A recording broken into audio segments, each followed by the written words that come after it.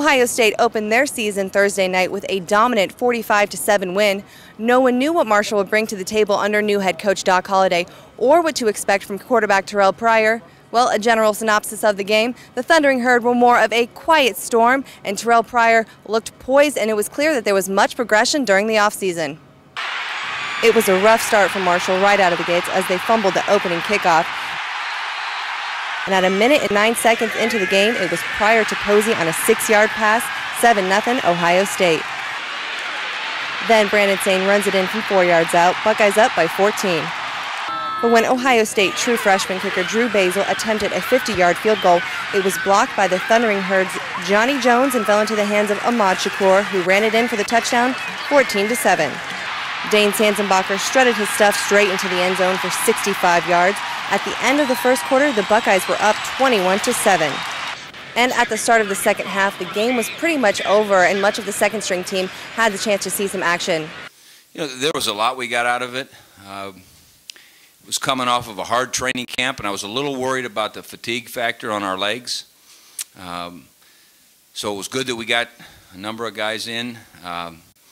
You know, the things, unfortunately, we coaches remember are the blocked field goals and the kickoff returns that were brought back against us. And, you know, I thought Terrell had confidence in where he was going with the ball. I thought his anticipation was good. You know, sometimes when you're wearing a black jersey since April and you know you can hold the ball a little bit longer, you might not let it go as quickly as you need to.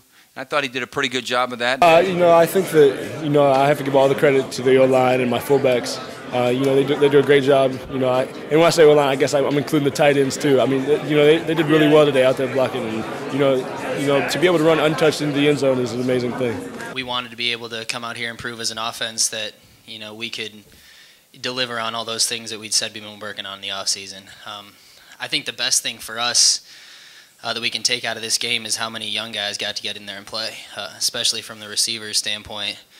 We had guys that hadn't had any or much at all game experience that got in there and made some catches and made some plays. Yeah, like I said before, I mean, without the receivers making them good routes, Dane and DeVere, with their all the film they watch to see how the corners, how they play, and the protection from the fullback to the tailback and to the offensive line, they just played great today. So let's carry that on and get better in practice, and we do it again next week. Speaking on next week, now's the time to, you know, get in that Miami mode. We know we're going to play a fast, feisty, swagger team, but we just got to stay focused in practice, just like we did throughout camp, preparing for Marshall, one day at a time, and next week will take care of itself.